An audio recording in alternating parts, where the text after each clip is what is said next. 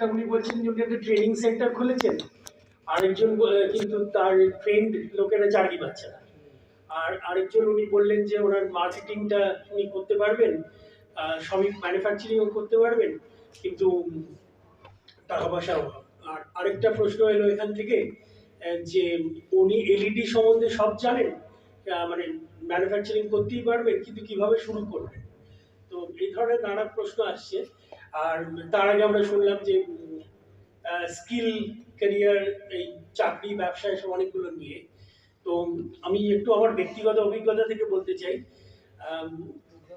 আমরা পশ্চিমবঙ্গ থেকে অনেক দিন ধরে আমি সাংবাদিকতার সঙ্গে যুক্ত ছিলাম জীবনের প্রথম ক্যারিয়ারের 16-17 বছর।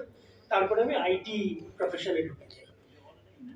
তো একটা জিনিস আমি বলতে পারি যে পশ্চিমবঙ্গ থেকে বা কলকাতা থেকে ব্যবসা চলে যাচ্ছে, এটা কিন্তু একটা এটা খবরের কাগজে প্রায় আমরা শুনি, কিন্তু অ্যাকচুয়ালি কিন্তু ঘটনা কিন্তু একটু অন্য রকমের। আপনাদের মধ্যে কারোর ধারণা আছে যে পশ্চিমবঙ্গের জিডিপি কত? উত্তর দিতে পারবেন কেউ? চেষ্টা করবো স্যার। চেষ্টা করি 5 বা 6 এরকম 5 বা 6 বাজাচ্ছে না, আপনি ডলার বিলিয়নে বলুন। বলতে পারবেন কেউ? কোনো ধারণা আছে আপনাদের কারো? ধারণা নেই। পশ্চিমবঙ্গের জিডিপি হচ্ছে $220 বিলিয়ন। ভাবতে পারছেন? এবং তার গ্রোথ রেট কিন্তু আমাদের ন্যাশনাল গ্রোথ রেটের থেকে একটু বেশি। এটা সেন্ট্রাল স্ট্যাটিস্টিক্যাল অর্গানাইজেশনের তথ্য, এটা পশ্চিমবঙ্গ সরকারের তথ্য। তো এই গ্রোথ রেটটা এবং এই জিডিপিটা কোথা থেকে আসে? এগ্রিকালচার সাধারণত কত জানে? 20% কত না? 18% ওয়েস্ট বেঙ্গল, 18% কিন্তু এগ্রিকালচার থেকে আসে। আচ্ছা, আরেকটা তাহলে ভাবুন যে পশ্চিমবঙ্গে নাকি বড় শিল্প নেই, কিচ্ছু হচ্ছে না, কিন্তু $220 বিলিয়ন কোথা থেকে জোগাড় হলো? এটা একটু ভাবার চেষ্টা করবেন এবং খুঁজবেন। এটা কিন্তু ছোট ব্যবসায়ীদের থেকেই আসছে বেশিরভাগটা। এর প্রায়, মানে আমি ঠিক পার্সেন্টেজটা বলতে পারবো না, কিন্তু এর অধিকাংশই ছোট ব্যবসায়ীদের, micro and small and medium enterprise, MSME sector থেকে আসে। এবং সারা পৃথিবীতেই কিন্তু তাই। জাপানে এমএসএমই সেক্টর থেকে প্রায় 90%-এর ওপরে তার জিডিপিটা থেকে আসে। জার্মানিতেও তাই। ওখানে ইঞ্জিনিয়ারিং সংস্থা কয়েকটা বড় বড় আছে, 5-6টা আছে, কিন্তু বেশিরভাগই আপনার স্মল অ্যান্ড মিডিয়াম এন্টারপ্রাইজেস। ওইখানেই কিন্তু মানে গ্রোথটা হচ্ছে, এবং হচ্ছে এগ্রিকালচারে। আর খুব ইন্টারেস্টিং জিনিস হয়েছিল 2020-21-এ, যখন আমাদের মানে কোভিডের প্রকোপটা সবচেয়ে বেশি ছিল, সেই সময় ম্যানুফ্যাকচারিং একটু ড্রপ করে, এবং সেই সময় এগ্রিকালচার বিকেম 20% অফ জিডিপি। তার মানে কত হয় বলুন তো এগ্রিকালচারের, মানে ডলার বিলিয়নে কত সাইজ হয়? ধারণা আছে কারো? এবং গ্রাম বাংলা থেকে ওটা আসছে, বলতে পারবেন? মানে গ্রাম বাংলা না, গ্রাম ভারতবর্ষ থেকে আসছে স্যার। $600 বিলিয়ন, কারণ সেই বছর $3 ট্রিলিয়ন, $3.01 ট্রিলিয়ন ছিল ভারতবর্ষের জিডিপি। তার 20% হলে $600 বিলিয়ন দেয়। এই $600 বিলিয়ন কিন্তু আমাদের চাষ থেকে আসছে।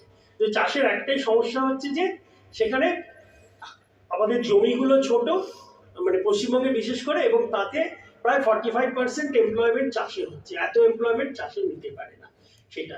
কিন্তু এবার আমরা যদি এবার আমি আসছি আমি ওই প্রশ্নের উত্তরে, যে আমরা ট্রেনিং এর কথা বলছি, বিউটিশিয়ানের কথা বলছি, ফিটারের কথা বলছি, এইসবের কথা বলছি, এবং আমরা শুনলাম যে সরকার থেকে কি সব ধরনের ট্রেনিং দেয়। একটা জিনিস জানবেন, আমরা কালকে কি কাজ করব, সায়ন্তনের ছেলের বয়স 5 বছর, ফিফথ স্ট্যান্ডার্ড, ক্লাস 5-এ পড়ে। সায়ন্তন, তোমার ছেলে ক্লাস 5-এ পড়ে, এবং আমার ধরুন আজকে যারা হায়ার সেকেন্ডারি দেবে, কি ক্লাস 10 লেভেলে পড়ে, তারা 5 বছর বাদে কলেজ থেকে যখন বেরোবে, কি কাজ করবে, সেই কাজগুলো কিন্তু এখনো আবিষ্কার হয়নি। The future of work has not been defined. কি কি কাজ করব আমরা, কি স্কিল দরকার হবে, এটা কিন্তু আমরা আজকে জানি না। এটা হচ্ছে সমস্যা। আপনি ট্রেনিং দিচ্ছেন ঠিক কথা, কিন্তু আপনি কি একবারও জানেন যে ওই ট্রেনিংটা নিয়ে সে কি কাজ করবে? Future of work has not been defined, আমরা জানি না। কালকে গ্রামে কিন্তু একটা ড্রোন পাইলটের বেশি দরকার হবে, এটা কিন্তু ভাববেন। সেটা এইটা আমাদের মাথায় আনতে হবে যে কালকের কি কাজ হবে, এটা কিন্তু আমরা আজকেও বুঝতে পারছি না, এবং প্রতি মুহূর্তে এটা চেঞ্জ হচ্ছে। এইটা আপনাকে খুব মন দিয়ে আমার অ্যানালাইজ করতে হবে। এইটা সবার আগে অ্যানালাইজ করবেন, তারপর ট্রেনিং দেওয়ার কথা ভাববেন। আগে থেকে ট্রেনিং দেবেন না, দিলে চাকরি দিতে পারবেন না। এটা হচ্ছে ঘটনা। সায়ন্তনের ছেলে ক্লাস স্কুল থেকে বা কলেজ থেকে পাশ করে কি চাকরি করবে, সেই চাকরিটা আজও ডিফাইন হয়। এবং আপনাকে এটা বলতে পারি, লাস্ট 5-6 বছরে এরকম অনেক চাকরি আছে যেগুলো শেষ হয়ে গেছে, ওগুলো তার দরকার নেই। আমি আমার জীবদ্দশায় দেখেছি একটা সেক্রেটারি স্কুল থাকতো, যে কোনো অফিসে গেলে একটা সেক্রেটারি স্কুল থাকতো, সেই সেক্রেটারি স্কুলটা নেই, সেই মেয়েগুলো আর নেই। একটা লিফটম্যান থাকতো, সেই লিফটম্যানটা আর নেই। একটা টাইপিস্ট স্কুল থাকতো, সেই স্কুলটা নেই। এই কাজগুলো থাকবে না। তেমনি আমাদের ভবিষ্যতে না এরকম অনেক কাজই থাকবে না, সেগুলো সব অটোমেটেড হয়ে যাবে বা মেশিন করবে। তাহলে আমরা কি কাজ করব? আমরা যে কাজ করব যেগুলো মেশিন করবে না, সেই বাদবাকি কাজগুলো আমরা করব। সেগুলো কি সেটা একটু ভাবতে হবে। সেটা আজকে আমি এই অল্প সময় সেটা বলতে পারবো না, সেটা নিয়ে আমরা অনেক চিন্তা ভাবনা করি। কিছু কাজ আমরা করব, আমাদের এখনকার কিছু কাজ অটোমেটেড হয়ে যাবে, যেগুলো আমরা কোনোদিনই আর করবো না। কিছু কাজ আমরা মেশিনের সঙ্গে বসে একসঙ্গে করবো, মানে হিউম্যান মেশিন কোলাবোরেশন হবে। আর আমাদের যোগ্যতার জন্য 3টে জিনিস দরকার হবে সবচেয়ে বেশি। সেটা হচ্ছে ক্রিটিক্যাল থিঙ্কিং। ক্রিটিক্যাল থিঙ্কিংটা ভীষণ জরুরি। প্রবলেম সলিউশন, মানে how to find critical solution, মানে critical problem solving ability, communication. আর এই 3টে জিনিস আমাদের সবচেয়ে বেশি দরকার হবে। তার সঙ্গে দরকার হবে আমাদের কম্প্যাশন। কম্প্যাশন না থাকলে আপনার ডিজাইন থিঙ্কিং হবে না। কম্প্যাশন থাকলে তবেই আপনি বুঝতে পারবেন যে আমার ক্রেতাদের কোন জিনিসটা লাগবে, কোন জিনিসটার প্রয়োজন আছে, তখনই আপনি সেটা বানাতে আরম্ভ করবেন। আর আপনি একটা প্রশ্ন করেছেন যে আপনি এলইডি সম্বন্ধে সবকিছু জানেন, বা আপনি ওটাকে মার্কেটে কি করে নেবেন আর কি। আমি একটা জিনিস লক্ষ্য করেছি, আজকে আইটি সেক্টরে স্টার্টিং স্যালারি কত, কারো কোনো আইডিয়া আছে? হ্যাঁ, তুমি বলুন তো ভাই।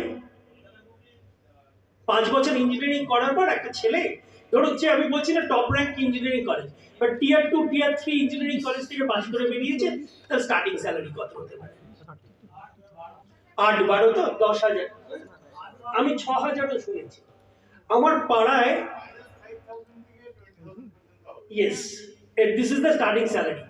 আর আপনি এলইডির কথা বললেন, আমার পাড়ায় সুশান্ত বলে একটি ছেলে আছে, ওকে আমি ছোটবেলা থেকে দেখছি। হ্যাঁ, ও ইলেকট্রিকের মিস্ত্রির কাজ করে, ওর 22,000 টাকা রোজগার মাসে, সেলফ এমপ্লয়েড। 22,000 টাকা। আপনি না এলইডি যেটা করছেন, পাড়ায় খুঁজুন যে কার কি দরকার, কার কি প্রবলেমটা সলভ করতে পারবেন।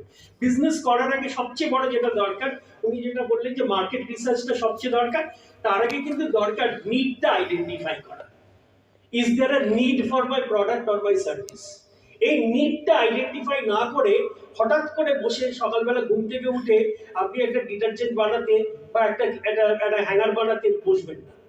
আগে নিড আইডেন্টিফাই করুন, নিডের সঙ্গে আপনার প্রোডাক্টটা লিঙ্ক করুন, প্রোডাক্টটা নেবে কি নেবে না মার্কেট সেটা আইডেন্টিফাই করুন, তারপর আসবেন। তা নইলে কিন্তু ব্যবসা হয় না। এটা হচ্ছে সবচেয়ে বড় কথা। আপনি পাড়ায় খুঁজুন যে কার কি, আপনার বললেন একটা বিজনেস ভ্যালু প্রপোজিশন দরকার হয়। বিজনেস ভ্যালু প্রপোজিশনের বাংলাটা একটা মাথা চুলকোতে হবে। সেটা হচ্ছে মানে কি বলবো, আরো পরে আসবো।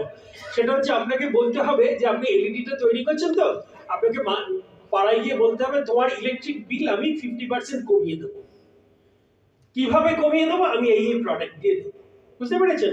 যখন আপনি নিডটা আইডেন্টিফাই করে এবং সেই নিডটা তাকে বোঝাতে পারবেন, তখন আপনার ব্যবসা হবে, তার আগে হবে না। আপনি যদি প্রাইস পয়েন্টে খেলেন, তাহলে আপনি চিরকালই খুব লো প্রাইসের প্লেয়ার হয়ে থাকবেন, হবে না।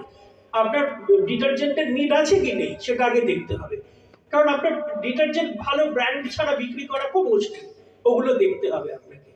এইখানে না প্রয়োজন আগে নিড আইডেন্টিফাই করতে হয়, অথবা আনমেট নিড, যে নিডটা আমিও জানি না যে আমার নিড আছে, সেই নিডটা খুঁজে বার করা। সেটা স্টিভ জবস খুব ভালো পারতো। একটা আনমেট নিডকে, উনি কিন্তু ইনভেন্টর না, উনি ইনোভেটর। হ্যাঁ, আনমেট নিডটাকে আইডেন্টিফাই করতে পারতো। এই আনমেট নিড বা নিডস আইডেন্টিফাই করাটা সবচেয়ে বেশি জরুরি। আপনি ডিজিটাল মার্কেটিং এর কথা বললেন তো, আছেন কি আপনি এখনো? আচ্ছা, তো আমি এবার আমারই নিজের ব্যক্তিগত অভিজ্ঞতা থেকে বলি। আম, আমার বোন, আম, আমরা আমরা আপনারা তো অনেকেই তো কাস্ট হায়ারার্কিটা জানেন, তো আমরা হচ্ছে বৈশ্য।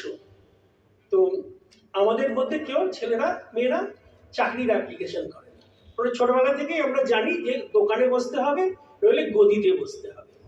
আচ্ছা, আমাদের ব্যবসাগুলো কিন্তু ওই বড় বাজারে ওইসব জায়গায় ব্যবসা, মানে ধরুন ঈশ্বর প্রসাদ পাল, গঙ্গা প্রসাদ পাল, নাম শুনেছেন কোথায়, বগলাচরণ কুন্ডু, এই ধরনের সব আমাদের ছোট ছোট ব্যবসা। বা ধরুন কেসি পাল ছাতা, হ্যাঁ, এমএল রয় স্যানিটারি ওয়্যার, এইগুলো হচ্ছে আমাদের, আমরা বৈশ্যরা এইসব ব্যবসা করি। তো পশ্চিমবঙ্গ থেকে যখন ব্যবসা উঠে যাচ্ছে, সবাই বলছে না, তখন উঠে যাচ্ছে ডানলপ, উঠে যাচ্ছে সওয়ালেস, চলে যাচ্ছে, এরা চলে যাচ্ছে। কিন্তু এই ব্যবসাগুলো যারা বড় বাজারে চিনি বিক্রি করে, আমার শ্বশুরমশাইয়ের চিনির ব্যবসা ছিল, তো এখন সেখান থেকে উনি গেঞ্জির ধোলাই কারবার করেন আর কি, ব্লিচিং ফিচিং, ওই ডলার যে বিক্রি করে না, ডলারের সঙ্গে ওদের কি একটা সম্পর্ক রয়েছে জানি। তো আমরা এইসব ছোট ব্যবসা করি, কিন্তু এই ব্যবসাগুলোর এক একটা টার্নওভার শুনলে আপনাদের অনেকেরই একটু চমকে উঠবেন, মানে 100 কোটি থেকে 150 কোটি টাকার টার্নওভার, 200 লোক 300 লোক কাজ করে, এরকম সব হয় আর কি। তো আমার বোন, তার এরকম একটি ব্যবসায়ী বাড়িতে বিয়ে হয়েছে, তাদের ব্যবসা করা ভালো চলছিল না। বছর দুয়েক আগে তারা ট্রপিক্যাল ফিশ বা রঙিন মাছের অ্যাকোয়ারিয়ামের ব্যবসা শুরু করে। চায়না থেকে মাছ আনতো না, কিন্তু অ্যাকোয়ারিয়ামের জিনিসপত্র আনতো, অ্যাক্সেসরিজ আনতো, পাম্প, লাইট, এসব, এবং সেগুলো অ্যামাজনের থ্রু দিয়ে বিক্রি করতো। অ্যামাজন কিন্তু 28% কমিশন কেটে নেয়। তা সত্ত্বেও এই 2 বছরে সে এত ভালো ব্যবসা করেছে যে সে 20 জন লোককে এখন এমপ্লয় করে। ঠিক আছে, ডিজিটাল এবং সে কিছু না জেনে ডিজিটাল মার্কেটিং শুরু করে অ্যামাজনে বিক্রি করে, জাস্ট অ্যামাজনে বিক্রি করে সে আজকে এখানে দাঁড়িয়েছে, এবং তার আজকে একটা প্রায় 3 তলা বাড়িতে পুরোটাই অ্যাকোয়ারিয়াম, এবং সেইখানে শুধু ট্রপিক্যাল ফিশ থেকে চলে গেছে সে মেরিন অ্যাকোয়ারিয়ামে। এখন জিওলজিক্যাল সার্ভে তার সঙ্গে যোগাযোগ করছে যে আমরা তো অনেক মানে বেআইনি ধরুন কোরাল সিজ করি, সেগুলোকে মেনটেন করবো কি করে, আমাদের সেই বুদ্ধিটা দাও। এবং সেই যে আমার বোনের তার হাজবেন্ড যে ব্যবসাটা করে, ওদের কিন্তু এত সাইন্টিফিক বিদ্যা বুদ্ধি নেই, এটা ওরা পুরোটা কাজ করতে করতে শিখেছে। ডিজিটাল মার্কেটিং, এটা কিন্তু এক কথায় আপনাকে আমি এখান থেকে দাঁড়িয়ে বলতে পারবো না। আমি এই সাকসেসটা বললাম, সাকসেস স্টোরিটা, আপনি আমার সঙ্গে পরে যোগাযোগ করলে আমি আপনাকে অ্যাডভাইস করতে পারি যে কিভাবে কি করে করতে হয়। এরা কিন্তু পুরোটাই অ্যামাজনের থ্রু দিয়ে করেছে, এবং এত সাকসেসফুল টুডে যে ওরা ইন্ডাস্ট্রিয়াল স্কেলে নিয়ে গেছে জিনিসটা, মেরিন অ্যাকোয়ারিয়াম করছে, ওরা অসম্ভব সুন্দর করছে, এবং 4-5 থেকে তার অর্ডার আসছে। ওরা প্রথমে আমেরিকা থেকে একটা প্রোডাক্ট ইম্পোর্ট করে, সেটাকে অ্যামাজনের থ্রু দিয়ে বিক্রি করতে আরম্ভ করে, তারপর সেটা স্কেল আপ করে।